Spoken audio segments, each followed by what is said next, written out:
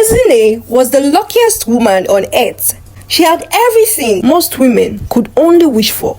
A rich husband, a mansion that looked like those houses you only see on Instagram, designer handbags, perfumes that smelled like heaven, you name it. She had it all. From when she was a little girl, Ezine had only one dream: to marry a rich man. She didn't care if he was kind or wicked, loving or heartless. As long as the man had money, she was good. As for love, that one no concern her. She just wanted to enjoy life, wear the finest clothes, and sit inside AC from morning till night. When Chike, a handsome and successful businessman, came into her life, Ezine didn't even think twice. She grabbed him like someone who had found gold. To her, that proposal was the answer to all her prayers, and their wedding was the talk of the town. It was like a governor's daughter's wedding. Guests were everywhere.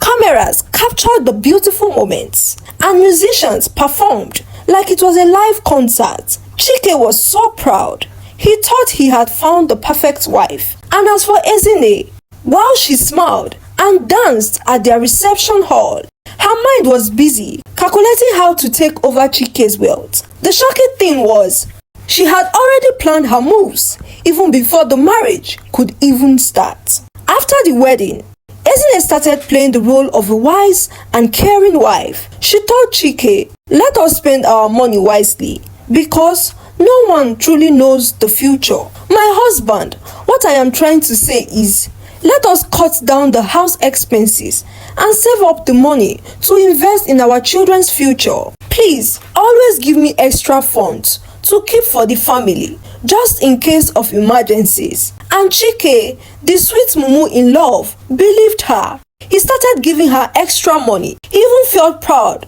while doing so. In his mind, he had married a responsible and God-fearing woman. If only he knew what Ezine's plans were. However, Chike on his part was the generous type. Every month, he gave her personal allowances, plenty money for food, the children's needs, house expenses, and for everything she could possibly need money for. But Ezine wasn't still satisfied. Instead of using the money for the family, like most women will do, she started buying expensive bags, designer shoes, perfumes that cost more than people's house rents. She even started ordering meals from big restaurants just for herself alone. Meanwhile, the food in the house was barely enough for her children and her husband to eat. The same house that used to smell of jollof rice and fried chicken started smelling of just boiled water and dry soup. Her children, that once had round and fluffy cheeks, became flat and skinny, and Chike, her husband, started losing weight too, all because there was never enough food on his plate. One day, Chike noticed it. "Ezine, is everything alright? The food portions have been small lately. Do you need more money?" Ezine smiled and said, "My love, I am only concerned about your health. Besides, eating too much for your age may cause unknown sickness. You can ask the doctor for yourself." And as usual, Chike believed her. In fact, he praised her, saying she was wise and health conscious. Meanwhile, the woman was chopping better food behind closed doors. Ezine didn't stop with just starving her own household. She even told Chike to stop sending money to his family. She said, "If you keep giving them money like this, they will become lazy and entitled though." And at first, Chike disagreed. But after she twisted the conversation and accused him of putting his family before her and the children, he started cutting down the money he sent to his family. And that was how it all started. Her first real fight was with Chike's mother. Mama Chike used to love Ezine very much. She was the one who had convinced Chike to marry her because she was respectful and caring. However, after the marriage, Ezine completely changed. One day, when the old woman came to visit with a small traveling bag, Ezine's face changed immediately. She welcomed her mother-in-law, but deep inside her heart, she was boiling hot. She had a fake smile on her face. You know that kind, where someone is smiling with their mouth but frowning with their eyes. That is the kind of smile. That night, she gave Mama Chike a small plate of fries with almost invisible stew and no meat. Mama Chike was shocked, and then she asked, "My daughter, is everything okay? Is food scarce now?" Ezine laughed and said, "No, Mama, I just believe in not wasting food. Look at you, Mama, you are too old to eat too much food." But her mother-in-law just kept quiet. When her son returned that night from work, she told him what had happened earlier. But in Ezine's defense, he told her his wife was only concerned about her health and that she meant well. Chike's mother couldn't believe her ears. But at the same time, she wasn't ready to argue with her son. The next morning, she carried her bag and left. On her way back home, she just muttered under her breath, "I regret ever encouraging my son to marry this girl." As if that wasn't enough, Chike's elder sister, Ifeoma, came to visit one sunny weekend. Before Chike's marriage to Ezine, he shared a great bond with his elder sister, Ifeoma. She was a strong and outspoken woman, and all her life she had always stood up for her brother. She lived in another city with her husband and 6 children. Ever since Chike got married, she hasn't visited. One thing about Ifeoma was that she know they carry last. While coming on this visit, she brought gifts, food, clothes for the kids. In fact, she carried a whole welcome package. But the moment she entered the house, Ezine's face changed again. When it was time for dinner, Ifeoma was expecting something proper, but Ezine brought out one small portion of rice and one meat, like it was for a toddler. Ifeoma asked, "Is this the starter?" And Ezine replied, "We don't waste food over here." That was how their fight started. Ifeoma dropped her spoon and said, "I warned my brother not to marry you." And Ezine stood up and fired back, "Who do you think you are to talk to me in my own husband's house in that manner?" It became so heated that when Chike returned from work and saw them, he took sides with Ezine. He told his sister Ezine meant well for her. And at that point, Ifeoma was speechless. The next morning, before the day could break properly, she packed her bags and left. But it didn't stop there. Emeka, Chike's younger brother, who was a university student, came for the holidays, and just one night had passed and Ezine started acting up. The next day, she told him men don't overstay their welcome in other people's houses.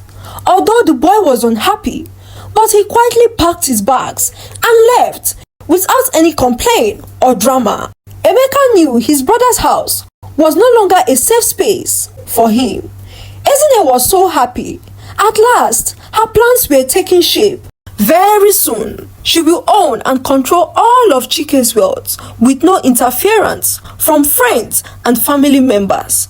Ezine was seated one evening in her big and fancy living room, flipping through a fashion magazine. Her eyes were shining, not because of the clothes on the magazine, but because of the message she had just received on her phone. It was from her rich friends, Ngozi, Bimpe and Fatima. They had sent a message to their WhatsApp group. The message reads, "Girls trip to Dubai next weekend.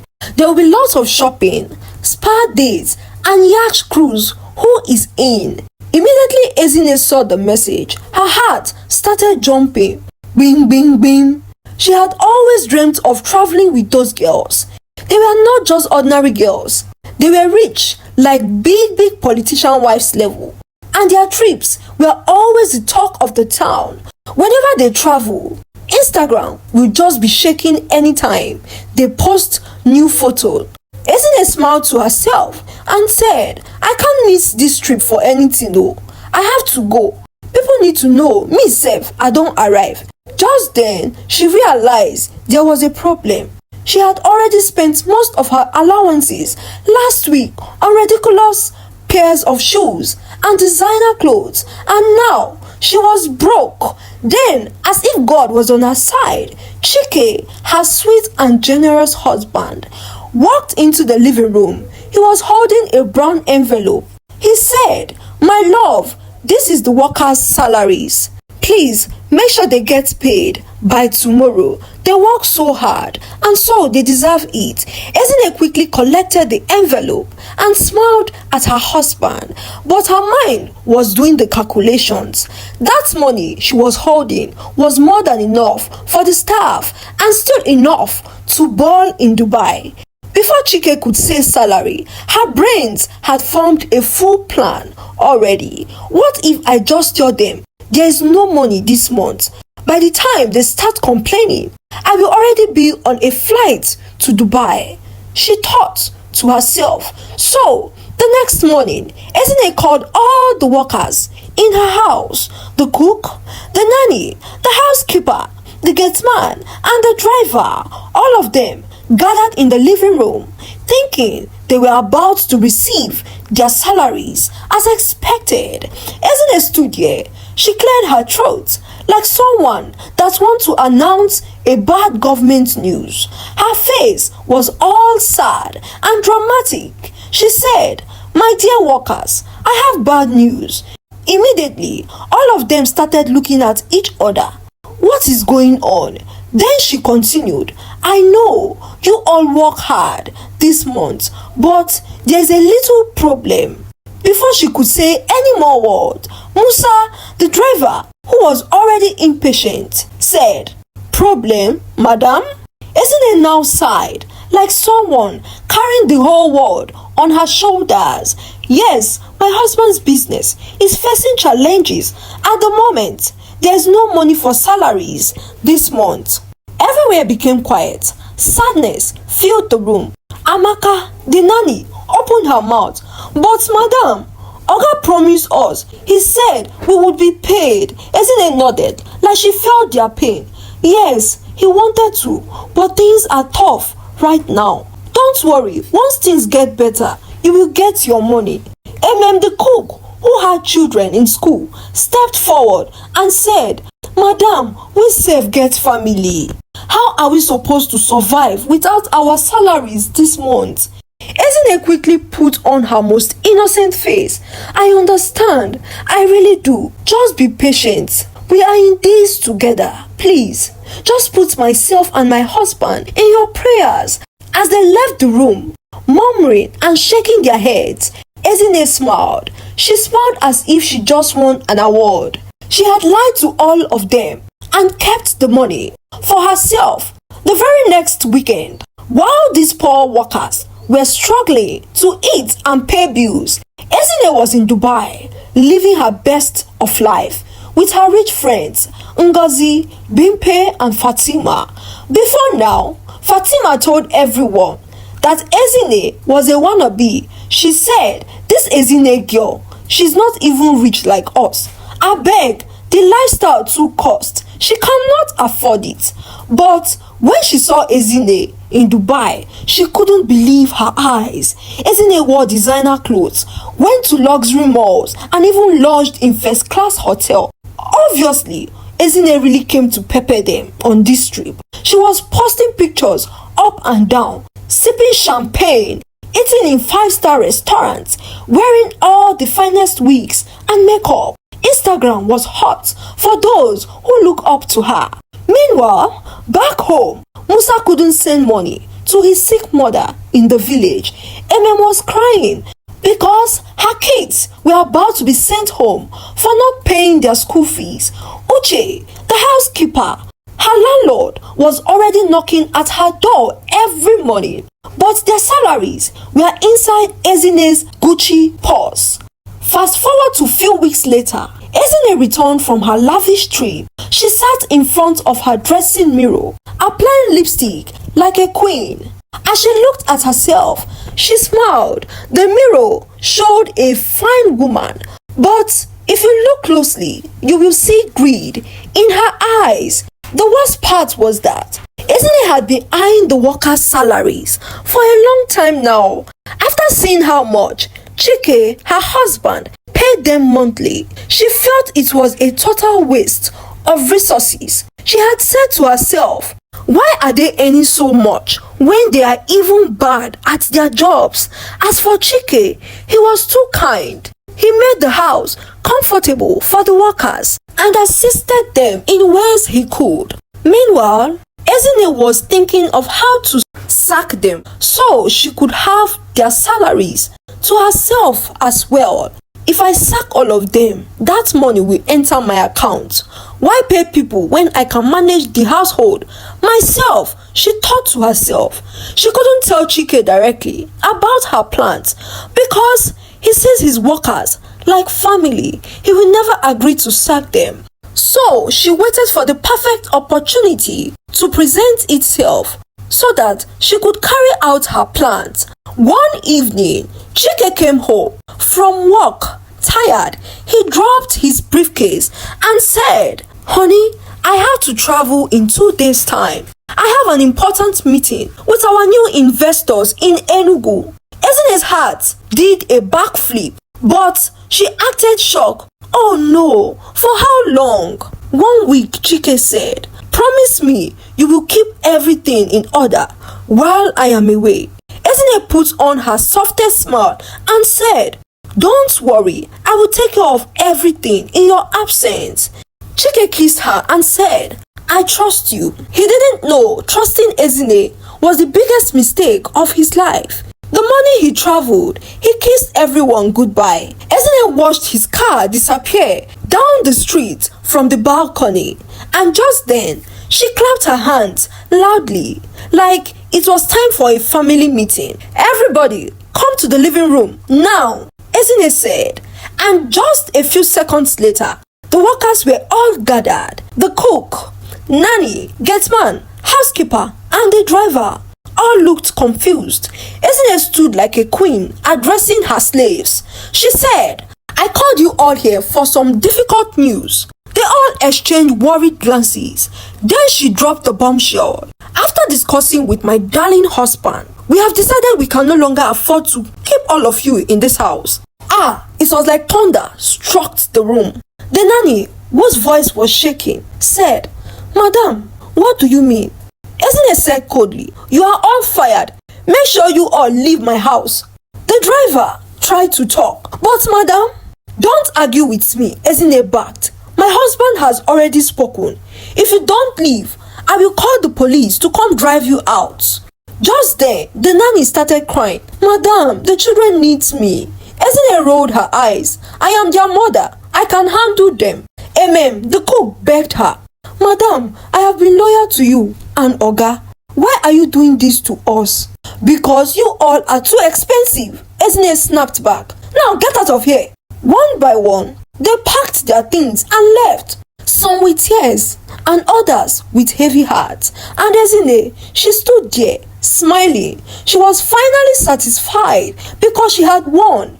The next morning, Ezine woke up hungry. She was waiting for her hot breakfast as usual. Then it hit her hard. She had fired the cook, Amen. She dragged herself to the kitchen, then tried to cook something, but she burnt everything. The food was so bad that her children looked at their plates and said, Mommy, this food is horrible. Ezine hissed and then said, Eat it now or you will be hungry. The children started missing Amen, the cook, and the house was no longer neat because Uche was no longer there to clean up. The floor were dirty, laundry was piled up, and the house that was once shining started looking like an abandoned property. Ezine tried to clean, she tried to wash, she even tried to sweep, but by afternoon, she was sweating and frustrated. Still, she refused to admit she had made a mistake. Her greed had taken over her so badly. Then the worst happened. The children fell sick, with no nanny to care for them, and poor feeding from Ezine's burnt meals. The children developed fever. Their bodies were burning, and as for Ezine, she was running helter-skelter like a frog that jumped from one place to another. She went to the back of her house, plucked bitter leaves. Then she blended it quickly and forced her children to drink the water.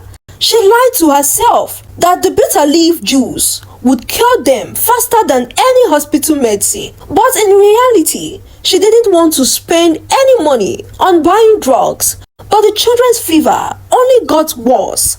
By the fourth day, the whole house was upside down. The kids were too weak to even cry. The place was dirty. Clothes were littered everywhere. There was no food. And to make matters worse, Chike was already on his way back home. When Chike returned home, he couldn't believe his eyes. His big, beautiful mansion now smelled like burnt stew and unwashed socks. The kitchen was in shambles. In fact, everywhere was dirty. Then he saw his children, but they didn't even run to greet him like before. They just lay there on the bed, looking pale and weak. He turned to Ezine. What happened? Where is the nanny? Ezine bit her lips and looked at Chike. My husband. They left. Chike blinked. What? Before he could ask any other question, Ezine burst into tears. Honey, immediately you traveled, they all resigned. I begged them to stay till you returned back, but they left me alone with sick children in this big house. Chike shook his head slowly. I am really sorry, my love. I must confess, I am disappointed in every one of them. Don't worry, I will find new people to come work for us. In that moment, Ezine finally felt peace within. Truly, she thought she could do everything alone, but now she sees the importance of the workers. Yet, she refused to back down. As for Chike, he was a soft man. He was the kind of man that believes he could do anything to make his wife happy. His father always told him, true wealth is not in your bank account, my son. It is how much you care, provide, and protect your wife and children that matters. So, when he married Ezine, he gave her everything. Anything she wanted, he provided. Even if it meant hiring 10 housekeepers every month, Chike was ready to do it just to prove his love for Ezine. After a few days, Chike had employed new set of workers and things had returned back to normal. However, business started to shake and Chike needed urgent money. He remembered that he had been saving money with Ezine, and then one afternoon, he called Ezine and explained everything to her. He was hopeful she would come through for him. Babe, please, I need you to transfer some money to me from our savings. Ezine paused, looked up and said, honey, I can't access it now. Chike frowned. I don't understand. Ezine faked that worried face she always does. I locked the money for security reasons. I can't withdraw now until about a year or so. Chike wasn't pleased at all. The last time he asked for her help, she gave him the same excuses, and now she's doing the same thing again. When Chike asked if there was nothing she could do to assist him, she said there was nothing she could do for him, except he was willing to wait until after a year. Thankfully, his sister, Ifoma, came through for him, and in few months, Chike bounced back like nothing had happened. But inside his heart, he was very hot. He kept thinking, if I can go to any length for my wife, why can't she do the same for me? But he decided to let it slide, and him and his wife were as perfect as they used to be. One day, Chike decided to check on his children's school. He called his son. Ifeanyi, how is school? The boy said, it is okay, daddy. But the tone was off. Chike asked again, you like your teachers? Ifeanyi hesitated before speaking. Daddy, they sleep a lot. Sleep? Chike sat up. Your teachers sleep during classes? Yes, daddy. We just sit and watch her snore. Chike was now boiling inside. He looked at Ezine, who was painting her nails like nothing was wrong. Honey, didn't we agree to put them in that school that our neighbor kids attend? Ezine nodded, smiling sweetly, like a saint. We did, baby. But I was thinking, that school is too expensive. Why waste so much money when there are cheaper schools around? On hearing his wife, Chike nearly lost it. But honey, I gave you the full money for that particular school. Ezine smiled again and said, I was saving it, my love, for you, for the children's future. You see, every smart woman saves for her children's future, Ezine said. And that night, Chike couldn't sleep. His heart was heavy. He knew his wife wasn't being honest, and he had no peace within himself. The lies, greed, and pretense from Ezine broke Chike's heart. He had no choice but to endure. The next morning, Chike sat in his office. Documents were spread across the table, but his mind wasn't even there. He was thinking, regretting, and angry all at the same time. His chest felt tight, like someone who couldn't breathe. For years, he had trusted his wife. He felt Ezine wanted the best for their family, but in reality, she would rather buy designer bags than to send their children to a well-meaning school. Chike was lost in thought when Kelechi, his assistant, walked in. They quickly prepared and left the office for a meeting. That evening, while Ezine was sitting in the parlor, scrolling through her phone rang out loudly. It was an unknown number. When she saw the number, she frowned, but she picked it up, and the next thing she heard was, Is this Mrs. Chike? Ezine answered, Yes, who is this? The voice from the other end was a man's voice. This is Officer Abu from the state police. I am sorry to tell you, but your husband was involved in a fatal accident and he didn't survive it. Ezine almost dropped the phone. Her heart froze immediately. What did you just say? She asked, and the man repeated himself, but this time he was more gentle. The moment she heard the news of her husband's death, Ezine screamed, My husband, he's gone. She fell to the ground like she was drowning in sorrow. But in all honesty, that scream and cry was all acting. While she was crying, she was already thinking of how to take over everything Chike left behind. She was sure nobody would question how she spent her husband's money. In the space of an hour, the news of Chike's death had spread all over town. Calls were coming in, people were crying, people were visiting. And as for Ezine, she not even sent them. Her mind was on only one thing, and that was Chike's money. After a couple of days, Ezine dressed in full black. She wore dark sunglasses like someone that just finished crying for 72 hours. She walked into the bank with confidence. She met the account officer and said, I need to access my late husband's account. To sound convincing, she brought out a white handkerchief and started dabbing her dry face, pretending to cry. But the account officer just shook his head, and with a serious face, he said, I am so sorry for your loss, madam, but you can't access Mr. Chike's account yet. What do you mean? She asked. I am his wife and his next of kin. You are right, madam. The bank manager replied gently. Before Mr. Chike died, he placed a restriction on all his accounts. Without a court order, you cannot withdraw a single kobo. Ezine's hand started shaking. Her whole plan was scattered, but she managed to fake a smile. Then she turned to him and said, No problem, I will get the documents and come back. But as she left the bank, her hands were shaking. That was not the answer she expected from the account officer. Ezine had no idea that things were about to get even worse. If anyone had told her that morning that her whole life would scatter within days, she would have laughed in their face. It started just 1 week after Chike died. The house was still quiet with mourning, but the staff, one by one, began packing up their belongings. Madam, we have not been paid our salaries, Mama Obi, the cook said. Ezine didn't take it well. I told you, I will pay you soon. But the staffs were tired. They all left one after the other. She was left with the children and not a single soul to help her out. And just when she thought it couldn't get worse, the bank came knocking.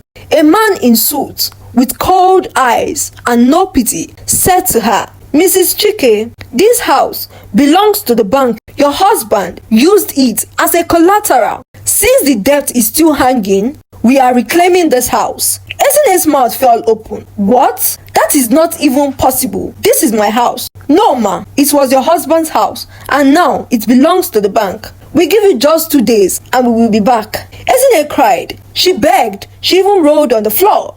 But when the bank wants something, tears don't matter. 2 days later, they threw her and her children out like old clothes. She had nowhere to go. So she swallowed her pride and carried her children to Chike's family house. The moment she stepped in, the atmosphere froze. Chike's mother came out. The look on her face was cold and sharp. "You have the guts to come here?" she asked. Ezine knelt down immediately. "Mama, please, I have nowhere else to go." Chike's mother didn't even blink. "Where was this humility when my son was alive? Did you forget how you insulted us? You called us bush people. You threw us out when we came to visit you. Now you want us to help you? That is not possible." At this time, Ezine was crying already. "Please, Mama, I am sorry." But Mama Chike shouted, "Get out of my house, you shameless animal. You are dead to us." Those words truly broke Ezine down. She picked up her children and left with shame, dragging behind her like a wrapper caught under her feet. After mulling for almost an hour, she remembered her own mother. Maybe her mother would forgive her and let them in. She went to her childhood home, knocked on the door. Her mother opened it and just stood there. There was no hug. Ezine dropped to her knees. "Mama, please, I have nowhere else to go." Her mother laughed. Ezine sobbed. "Mama, please, don't do this to me." But her mother's voice turned sharp. "When I begged you to help your sisters, you threw me out of your mansion. You acted like we were smelling. Now you want us to help you? My dear, go and suffer the way you made us to suffer." And just like that, she slammed the door on Ezine's face. Ezine sat on the ground with dusty feet, her face soaked in tears. At that moment, she knew she had lost everything: her husband, her house, her pride, and now her family. One hot afternoon, Ezine was by the roadside. She was selling oranges. She had tied one old scarf on her head and her feet were cracked. You wouldn't believe this was the same woman who once wore gold jewelries and carried designer handbags. And that wasn't all. Ezine got a job at a small roadside restaurant where she did menial jobs. She mopped the floor and washed plates. One day, she was scrubbing tables when she heard laughter. It sounded familiar, so she turned her head slightly to see for herself. What she saw shocked her. It was her old friends, the ones she had traveled to different countries with: Ngozi, Bimpe, and Fatima.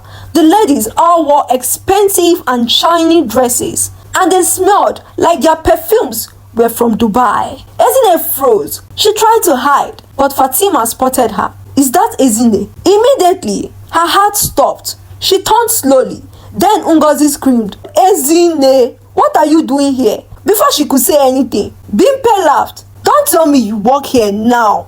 Ezine tried to talk, but her throat was dry. Fatima stepped closer. She grabbed her hand, but her palms were rough and her nails were broken. Fatima smiled. "So, this is what life has reduced you to? Ezine, the queen of gold, now cleaning tables?"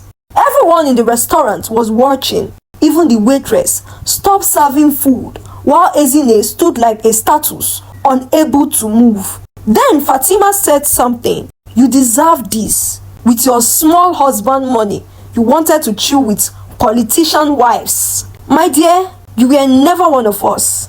Ezine couldn't take it anymore. She ran. She ran into the back room and fell to the ground, crying. And for the first time, she saw the woman who treated her own mother like a nobody. The woman who didn't care about anyone but herself alone. Ezine knew she had been a terrible mother, but she wanted to be better now. She used her small income she made from cleaning and selling oranges by the roadside to put her kids in a decent school.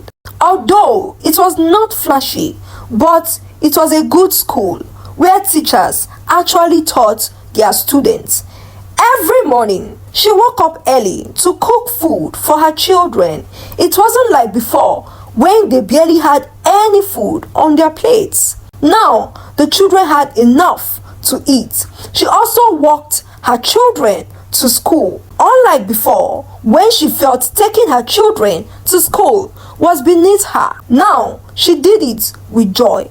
And in a few weeks, her children noticed their mother's new behavior. One night, while eating yam and vegetable sauce, her son Ifeanyi looked at her and said, "Mommy, you are different now. I hope you remain the best mommy in the whole wide world." Ezinne smiled. It wasn't the proud one. "I am glad I can be a better mother to you and your sister," she said. After that conversation, they all ate in silence. One afternoon, while cleaning a big office, she heard a voice behind her. "Ezinne."